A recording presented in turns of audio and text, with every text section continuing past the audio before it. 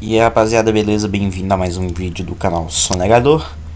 E bom, hoje eu vim gravar mais uma leitura comentada do livro Esquerda e Direita: Perspectivas para a Liberdade, do Murray Newton Rothbard, vulgo idealizador do anarcapitalismo, podemos falar assim.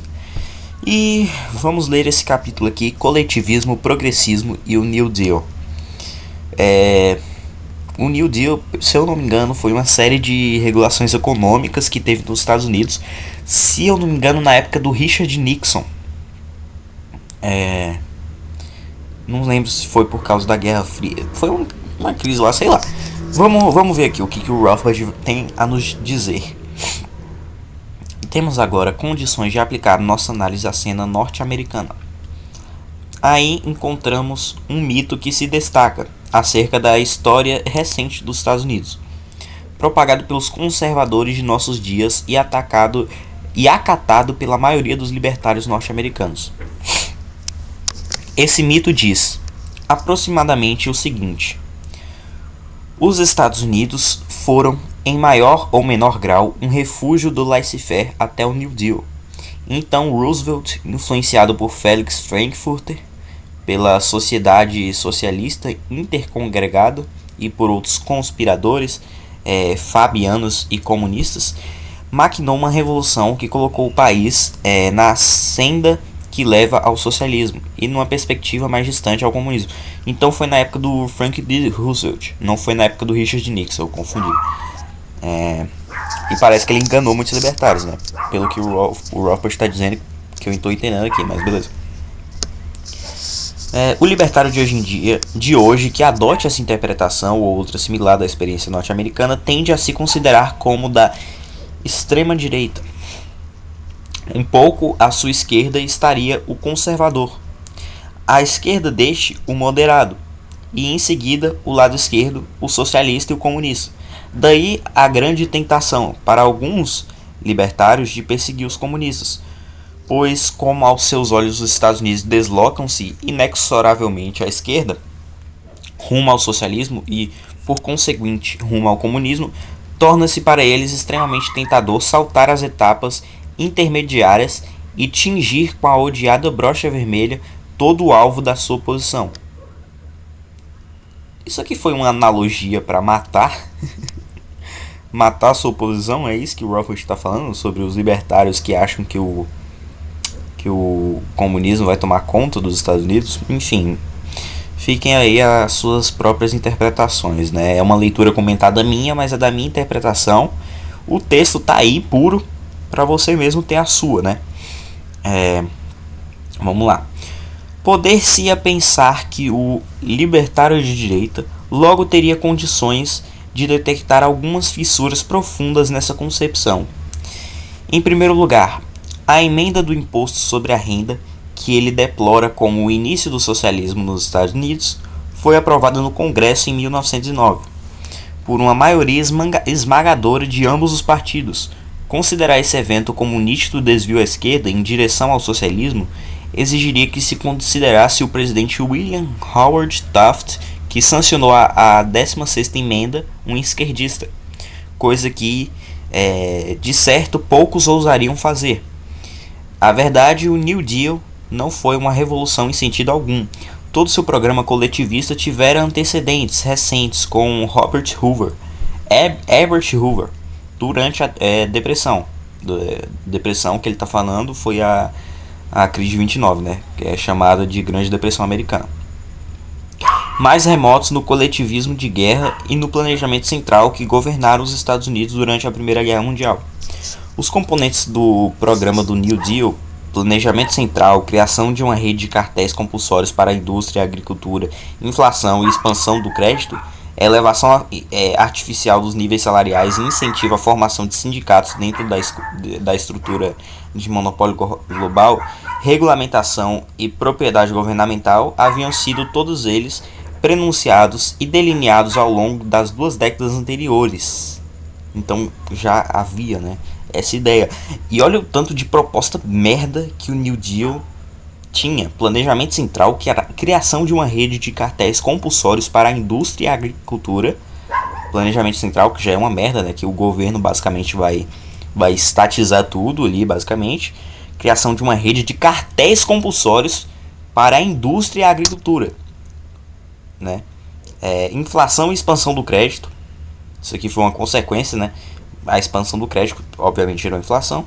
Elevação artificial dos níveis salariais e incentivo à formação de síndicos. Elevação artificial dos níveis salariais, ou seja, o governo provavelmente...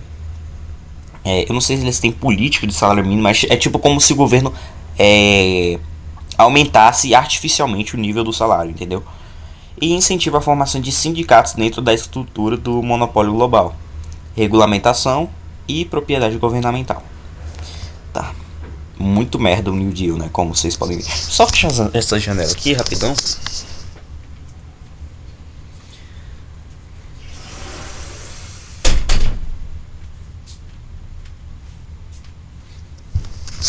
Ok.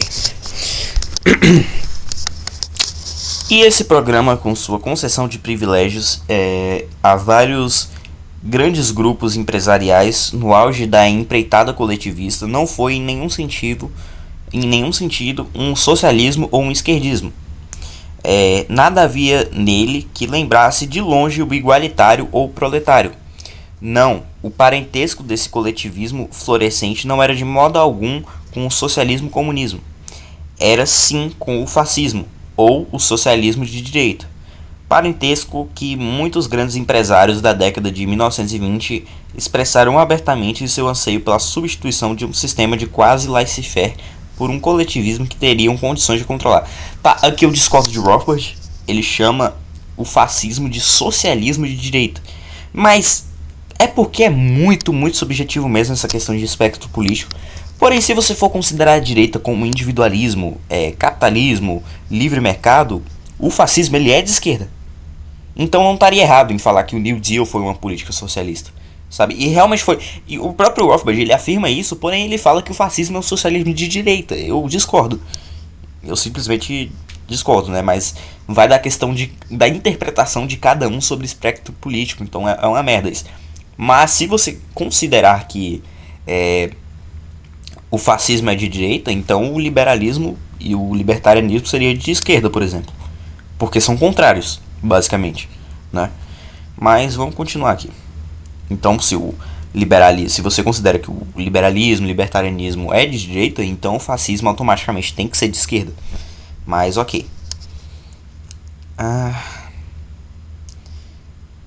E não resta dúvida de que William Howard Taft, Woodrow Wilson e Herbert Clark Hoover constituem personagens muito mais facilmente identificáveis como protofascistas que como criptocomunistas. Que porra é criptocomunista? Mas beleza. A essência do New Deal foi apreendida com muito mais clareza que na mitologia conservadora, pelo movimento leninista do início da década de 1930, ou melhor, até meados dessa década, quando as exigências das relações externas soviéticas provocavam um brusco desvio da linha comunista mundial, levando a Frente Popular de Apoio ao New Deal. Assim, em 1934, o teórico leninista inglês R. Palm Dutch publicou uma breve, mas fulminante análise do New Deal como fascismo social. Um fascismo de fato, disfarçado por tênue verniz de demagogia populista. Nenhum oponente conservador jamais proferiu denúncia mais vigorosa ou incisiva do New Deal. O programa de Roosevelt, escreveu Dutch, era avançar para uma ditadura de tipo militarista, um aspecto realmente fascista. Os objetivos principais, ainda segundo Dutch, eram impor um capitalismo monopolista de Estado, ou seja, corporativismo, por intermédio da administração da recuperação nacional, subsidiar as atividades empresariais, bancárias e a agricultura por meio da inflação e da expropriação de grande maioria do povo, mantendo níveis de salários real mais baixos, e regular e explorar o operariado mediante salários fixados pelo governo e arbitragem compulsória. Quando o New Deal prossegue, Dutch é despido de sua camuflagem progressista, social reformista. O que fica é a realidade do novo modelo fascista de sistema de capitalismo de Estado concentrado e servidão industrial, envolvendo um implícito avanço rumo à guerra.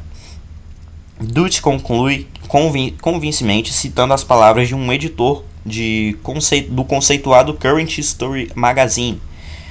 A Nova América, escreveu esse editor em meados de 1938, não será capitalista no velho sentido, e tampouco será socialista. Se a tendência atual é para o fascismo, será um fascismo americano, tá? Porra!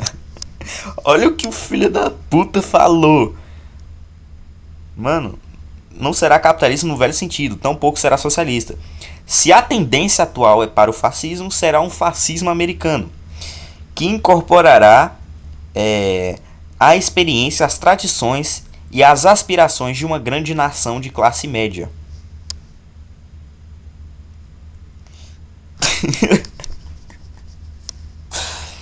Ai, velho. Tem uns caras aqui que não esconde que tinha política fascista, tá ligado? E o Getúlio Vargas, mesma coisa no Brasil. Foi um fascista de esquerda, fascista de estimação da esquerda brasileira. Mas enfim. O New Deal não significou, portanto, uma ruptura qualitativa com o passado dos Estados Unidos. Ao contrário, foi uma simples extensão quantitativa da teia de privilégios concedidos pelo Estado, já proposta e aplicada anteriormente na administração de Hoover, no coletivismo de guerra da Primeira Guerra Mundial e no período progressista. A mais completa exposição das origens do capitalismo monopolista de Estado, ou do que ele chama de capitalismo político, nos Estados Unidos, encontra-se na brilhante obra de Dr. Gabriel Kolko, em The Triumph of Conservatism. Kolko situa as origens do capitalismo político nas reformas do período progressista. Os historiadores ortodoxos sempre consideram esse período, 1900 até 1916 aproximadamente, como uma época em que o capitalismo de livre mercado tornara-se progressivamente mais monopólico.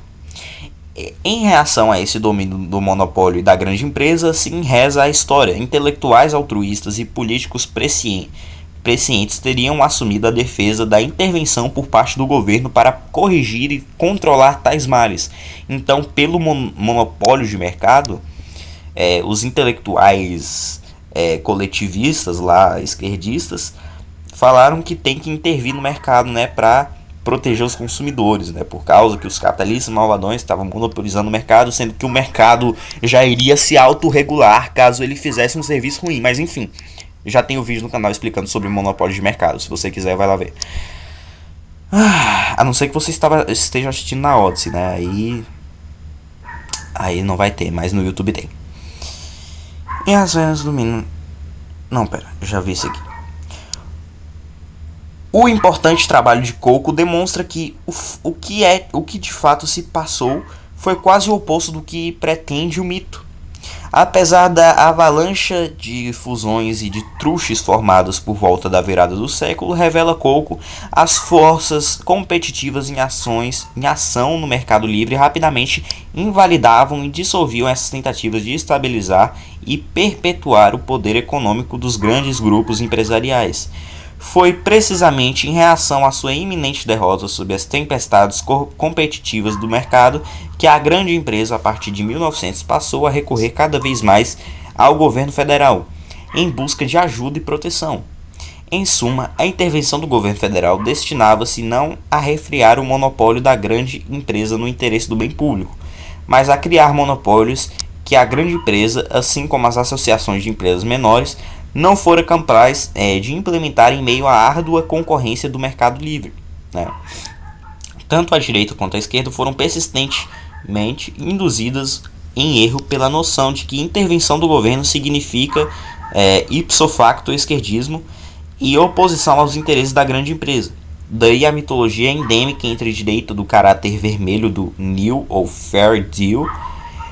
Tanto os grandes empresários persuadidos pelo lucro do Grupo Morgan, quanto o professor Kolko, praticamente o único no mundo acadêmico, deram-se conta de que o privilégio de monopólio só pode ser criado pelo Estado, não podendo resultar de operações do mercado livre, porque, como eu já expliquei anteriormente, em um livre mercado, você pode até monopolizar, mas você monopoliza o mercado se você prestar um serviço bom. E quando você monopoliza, a partir do momento que você prestar um serviço ruim, pode surgir a qualquer momento outra empresa sem problemas para prestar um serviço melhor que o seu e quebrar suas pernas na concorrência. Porque o livre mercado tem concorrência. Então os monopólios eles só podem ser garantidos pelo Estado. Só o Estado garante monopólio. Só o Estado enfraquece concorrentes para você, caso você tenha contratos lá com eles, né? Caso você tenha amizades, né, com os políticos lá. Coco mostra assim que, começando com o novo nacionalismo, New Nationalism, de Theodore Roosevelt, e culminando na nova liberdade, New Freedom, de Wilson, baixaram-se normas que os direitistas de hoje consideram-se de cunho socialista, sobre setor após setor. Por exemplo, seguros, bancos, carne, exportação e área empresarial em geral. Não de maneira uniforme, mas segundo fórmulas concebidas e propostas pelos grandes empresários, constituíram essas normas uma tentativa deliberada de introduzir na economia a consolidação dos subsídios, da estabilização e dos privilégios de monopólio. Um ponto de vista típico sobre o assunto foi o de Andrew Carnegie, profundamente preocupado com a concorrência na indústria de aço, que nem a formação da US Steel, nem os famosos jantares de Gary, promovidos por essa companhia do Grupo Morgan, estavam sendo capazes de refrear. Carnegie declarava em 1908: ocorre-me sempre a ideia de que o controle governamental e apenas ele resolverá o problema de modo adequado. Tá vendo aí um cara que queria fazer aliação com... Aliação não, porra, essa palavra nem deve existir. Queria aliar com o Estado, né, para resolver o problema da concorrência. Ele mesmo está admitindo aqui.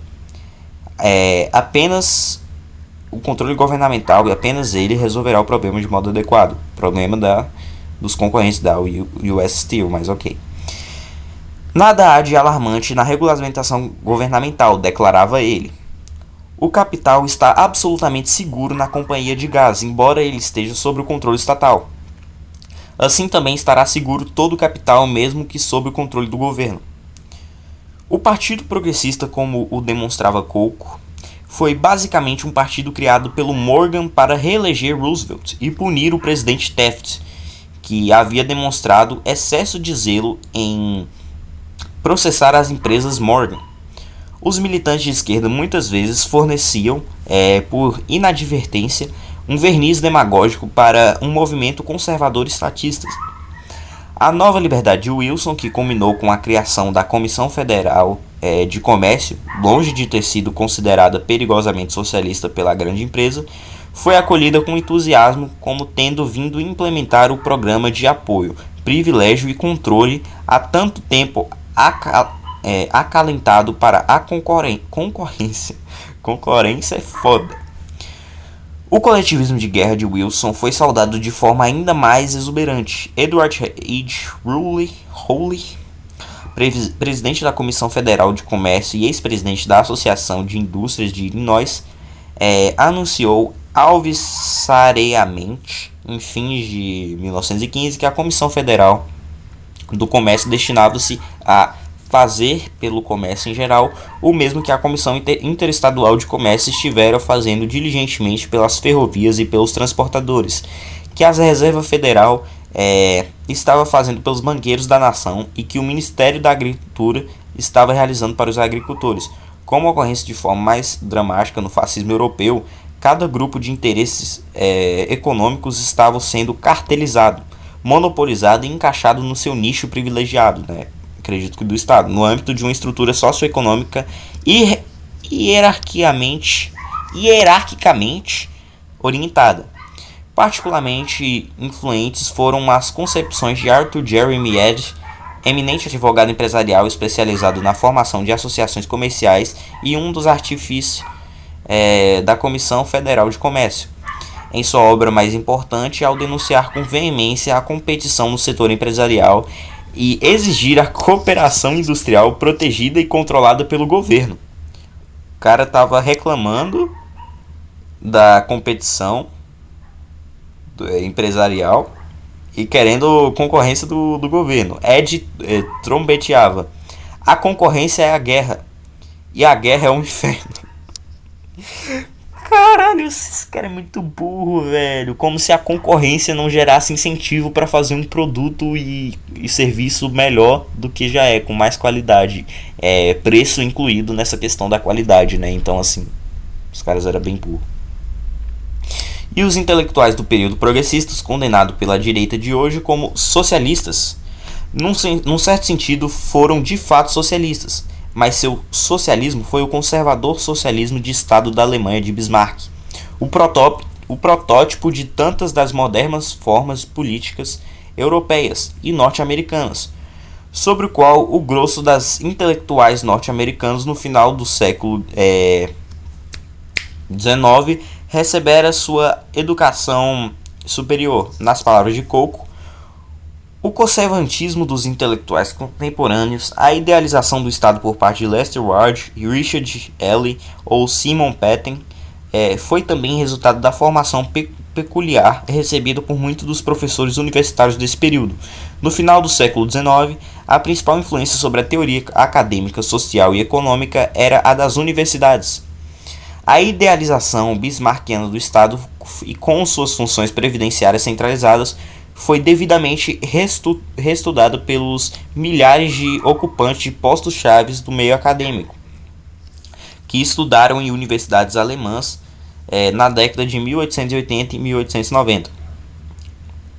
Ademais, o ideal dos principais mestres alemães ultraconservadores, também chamados os socialistas de cátedra, eram o de se constituírem voluntariamente na guarda pessoal da casa dos Hohenzollern, e sem dúvida foram isso mesmo. Como um típico exemplo de intelectual progressista, Coco cita com propriedade Herbert Croly, editor do New Republic, órgão financiado pelo Grupo Morgan. Ao sistematizar o novo socialismo de Theodore Roosevelt, Croly saudou esse novo hamiltonianismo como um sistema para o controle federal coletivista e a integração da sociedade numa estrutura hierárquica. Considerando o que se seguiu ao período progressista, Gabriel Coco conclui: criou-se durante a guerra, em vários órgãos administrativos e de emergência, uma síntese de negócio e política em nível federal que perdurou por toda a década seguinte. De fato, o período da guerra representa o triunfo da empresa de maneira mais enfática possível. A grande empresa granjeou o total apoio dos vários órgãos reguladores e do executivo. Foi durante a guerra que acordos execuíveis eficazes de oligopólio, preço e mercado tornaram-se operacionais nos setores dominantes da economia norte-americana. A rápida difusão do poder na economia e a relativa facilidade de ingresso na mesma virtualmente se extinguiram. Apesar da suspensão de importantes dispositivos legais recente, a união entre a empresa e o governo federal continuou ao longo da década de 20 e daí por diante, valendo-se das bases lançadas no período progressista para estabilizar e consolidar a situação vigente no seio de várias indústrias. O princípio da utilização do governo federal para a estabilização da economia, firmado no contexto do industrialismo moderno durante o período progressista, tornou-se a base do capitalismo político em suas muitas ramificações ulteriores. O capitalismo político que ele fala aqui, o capitalismo de Estado, né, o corporativismo. New Deal está dentro desse negócio aí, assim como ele fala do período progressista. Nesse sentido, o progressismo não morreu na década de 20, tendo, ao contrário, passado a construir uma parte da estrutura básica da sociedade norte-americana. Como resultado, o New Deal, após brevíssima oscilação esquerdizante no final da década de 1930, a administração Roosevelt consolidou sua aliança com a grande empresa por meio da economia de defesa nacional e de contrato para a fabricação de material bélico, iniciados em 1940. Essa economia e esse programa são os mesmos que vêm regendo os Estados Unidos desde então, corporificados na economia de guerra permanente, no capitalismo monopolista de Estado amadurecido e no neomercantilismo. O complexo militar e industrial de nosso tempo, as características essenciais da sociedade norte-americana não sofreram alterações desde que foi de todo militarizada e subordinada à política por ocasião da Segunda Guerra Mundial, exceto pelo fato de que as tendências se intensificam. E mesmo na vida cotidiana, os homens foram sendo cada vez mais moldados como funcionários conformistas a serviço do Estado e de seu complexo industrial militar. William White Jr., em seu merecidamente famoso The Organization Man, tornou claro que essa moldagem processou-se em meio à adoção pelo mundo empresarial das concepções coletivistas formuladas por sociólogos e outros profissionais iluminados da engenharia social. Foram basicamente os que moldaram a cabeça das pessoas que tinham que respeitar os estados. Foram esses sociólogos fudidos.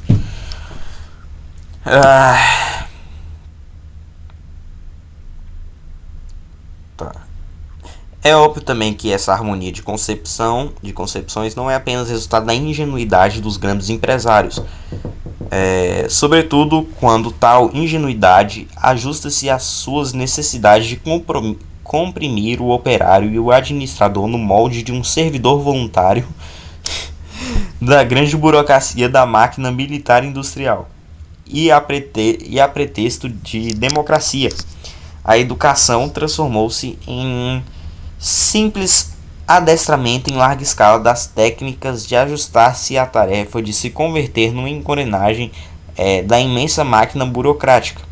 Enquanto isso, republicanos e democratas continuam tão bipartidários em compor e defender esse establishment como o haviam sido nas 2 primeiras décadas do século XX. A doutrina do para mim também esteio biopartidário do status quo subjacente às diferenças de superfície entre partidos não começou em 1940. Cara, esse livro não tem tantos comentários, né, porque é um livro mais histórico. E tipo, eu realmente estou aprendendo, eu ainda não sei nada disso. É tipo puramente história, sabe? Deixa eu ver. 2 páginas. Dá pra ler.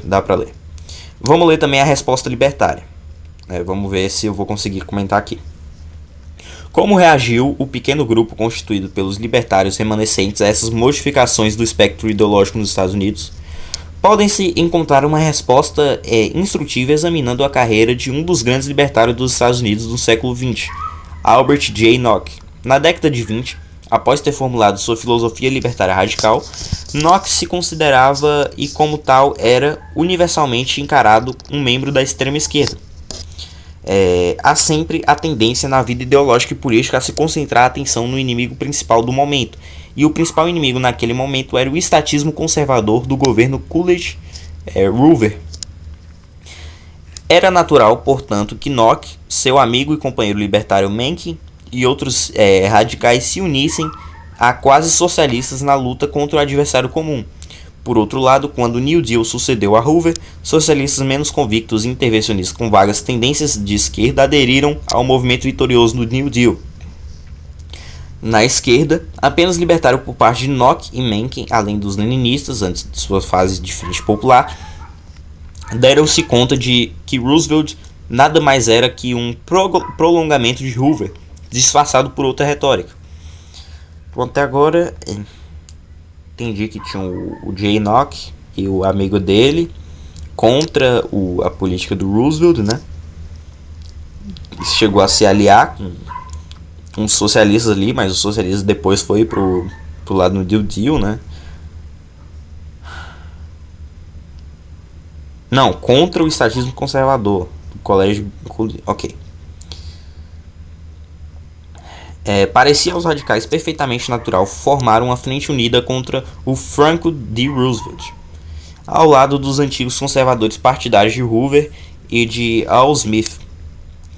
Convencidos uns aos outros de que Roosevelt foram longe demais ou desgostos com sua bombástica retórica populista, o problema foi que Nock e seus companheiros radicais, que de início reservavam aos recém-descobertos aliados o devido desprezo, logo passaram a aceitá-los e até ostentar de bom grado o rótulo, antes menosprezado, de conservador. Entre os radicais de segunda linha, essa alteração se processou como outras tantas transformações de ideologia na história. de maneira inadvertida e na ausência de uma liderança ideológica apropriada. Para Nock, e até certo ponto para Mencken, em contrapartida, o problema alcançou níveis muito mais profundos. Sempre existira uma grave falha na brilhante e bem aplanada doutrina elaborada, segundo a maneira bem diversa de cada um, por Nock e Mencken. Ambos haviam adotado por muito tempo o grande erro do pessimismo. Ambos não viam probabilidade alguma de que a raça humana chegasse um dia a abraçar o sistema da liberdade, sem qualquer esperança de que a doutrina radical da liberdade jamais viesse a ser posta em prática. Ambos se eximiram, cada um a seu modo, da responsabilidade da liderança ideológica. Mencken, jovial e prazerosamente, Nock com altivez e reserva. Portanto, a despeito da sólida contribuição desses dois homens para a causa da liberdade, nenhum deles pôde jamais tornar-se o líder convicto de um movimento libertário, porque ambos jamais foram capazes de antever o Partido da Liberdade como o Partido da Esperança, o Partido da Revolução ou a Vitória, o Partido do Messianismo Secular. O erro do pessimismo é o primeiro passo descendente na escorregadia ladeira que leva ao conservatismo. A partir daí tornou-se demasiado fácil para o pessimista radical. Nock, mesmo sendo ainda basicamente um libertário, aceitar o rótulo de conservador e até ir ao ponto de agourar o velho chavão de que há sempre uma atitude de desconfiança a priori contra qualquer mudança social. Então, por causa do pessimismo, né, o Rothbard está criticando o pessimismo que o próprio Nock teve e que o fez adotar o rótulo de conservador, né? E aí, né, foi um grande despasso. E, né, ele está criticando o pessimismo aqui, né? O erro do pessimismo. E ele tinha falado nos primeiros capítulos que o conservadorismo, né, uma das bases é o pessimismo, né, que tem que lutar contra o comunismo agora, porque senão o comunismo vai tomar conta depois. Então eles são pessimistas nesse nível. E aí chega a políticas absurdas, né, de controle estatal, mas ok. É fascinante notar que Albert J. Nock seguiu assim a trilha ideológica do seu prezado antepassado espiritual Herbert Spencer. Ambos começaram como autênticos liberais radicais. Ambos abriram mão rapidamente das táticas radicais ou revolucionárias, tal como se expressavam na intenção de pôr em prática suas teorias mediante a ação popular. E ambos, ao final, passaram imperceptivelmente do uso de táticas Tory para o que foi, no mínimo, um torismo parcial no plano do conteúdo. E assim os libertários, sobretudo na percepção que tinham da posição que ocupavam no espectro ideológico, fundiram-se com os conservadores mais antigos, que por sua vez foram obrigados a adotar uma fraseologia libertária, mas destruída de conteúdo libertário real, na oposição a um governo de Roosevelt, que a seu ver tornara-se demasiado coletivista, como era, né? O New Deal é uma política extremamente coletivista, mas ok. Tanto na essência quanto na retórica. A Segunda Guerra Mundial reforçou e consolidou essa aliança, pois em contraste com as demais guerras norte-americanas do século XX, as forças pacifistas e isolacionistas foram todas identificadas, primeiro pelos seus opositores e subsequentemente por elas mesmas, como constituídas por homens da direita. Ao término da Segunda Guerra Mundial, tornou-se um hábito arraigado entre os libertários situarem-se a si mesmos num polo de extrema direita, com os conservadores imediatamente à sua esquerda, onde o grande desacerto do espectro ideológico que persiste até hoje. Em particular, os libertários modernos esqueceram ou jamais compreenderam que a oposição à guerra e ao militarismo fora, desde sempre, uma tradição da esquerda, que abrangera os libertários. Assim, quando a aberração histórica do período New Deal corrigiu-se a si mesma e a direita voltou-se a ser o grande adepto da guerra total. Os libertários estavam despreparados para entender o que se passava e acompanharam as pegadas dos seus supostos aliados conservadores. Os liberais tinham perdido por completo sua identidade e suas diretrizes ideológicas tradicionais. No espectro político tradicional, né, o libertarianismo ele fica à esquerda mesmo, né? mas, né, não junto do socialismo, porque se você for ver o socialismo é o contrário, né, do libertarianismo. Mas enfim, rapaziada, enfim, lembrando que esse libertarianismo não é o mesmo libertarianismo anarcocapitalismo, tá? Que ele tá falando aqui à esquerda. Anarcocapitalismo não é esquerda, nem fudendo. Isso aqui ele tá falando dos libertários antigos, né? J. Locke, enfim, os libertários revolucionários. Mas enfim, rapaziada, foi isso o vídeo, espero que vocês tenham gostado. Eu não tô comentando muito porque é um livro mais de história mesmo. Faltam poucas páginas, então acho que no próximo vídeo já dá pra terminar. Então é isso, espero que vocês tenham gostado da leitura comentada. Se gostou, deixa o like, se inscreva no canal aí e falou.